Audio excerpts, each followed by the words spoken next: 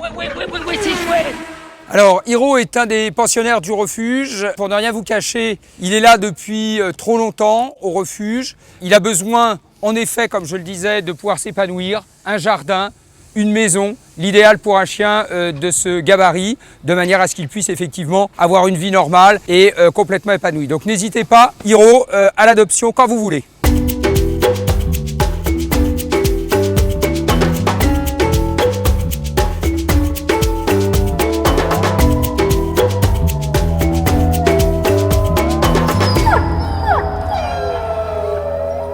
C'est un chien qui intéresse beaucoup de monde parce que voilà, il en jette, quoi. Il est beau, il est magnifique, c'est pas commun comme chien. Le problème, c'est que les gens tombent amoureux de cette race-là, mais ne savent absolument pas ce que c'est qu'un loup tchèque.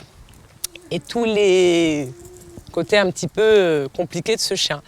Faut savoir que Onyx, il a passé 3 semaines à nous montrer ses belles quenottes avant qu'on arrive à établir un contact. Et aujourd'hui, on est encore très peu dans l'équipe à pouvoir vraiment en faire ce qu'on veut, entre guillemets, c'est-à-dire avoir une relation humain-chien. Donc il lui faut du temps, il faut de la patience. Le profil type de la famille, c'est vraiment des connaisseurs de la race, quoi. Des connaisseurs de la race et qui acceptent les défauts et les qualités de ce chien. Est-ce qu'aujourd'hui, tout chien peut être adopté par toute personne, ou est-ce que, en fonction de la race, tu considères que on va devoir rechercher un profil d'adoptant correspondant plutôt ou répondant plutôt à tel ou tel critère, justement pour que ça matche bien entre le chien et l'humain? Eh ben, Christophe, tu as résumé en fait exactement notre travail. Donc je ne fais que confirmer tes dires, c'est qu'effectivement il y a des chiens, on va dire lambda, des chiens tout terrain, voilà, qui peuvent effectivement intégrer une famille avec des enfants, des jeunes ados, des chiens, des chats, enfin voilà, d'autres congénères présents. Et il y a des profils de chiens un petit peu plus particuliers qui nécessitent effectivement un profil d'adoption plus, je vais pas dire strict, mais plus réfléchi. Parce que nous, le but, c'est que le chien ne revienne pas.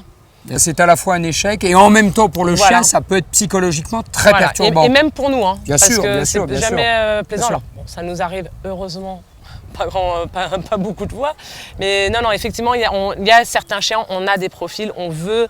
Alors, on ne cherche pas le maître parfait. Idéal.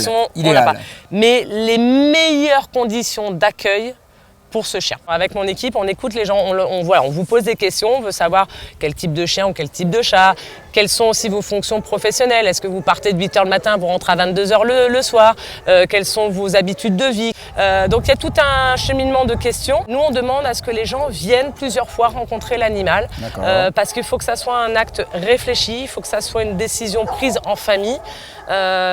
Ici, on ne vient pas dire voilà, je veux ce chien, je repars avec, je signe les papiers et au revoir. Non, il y a un dossier, on regarde le dossier et on aime bien aussi que les gens reviennent.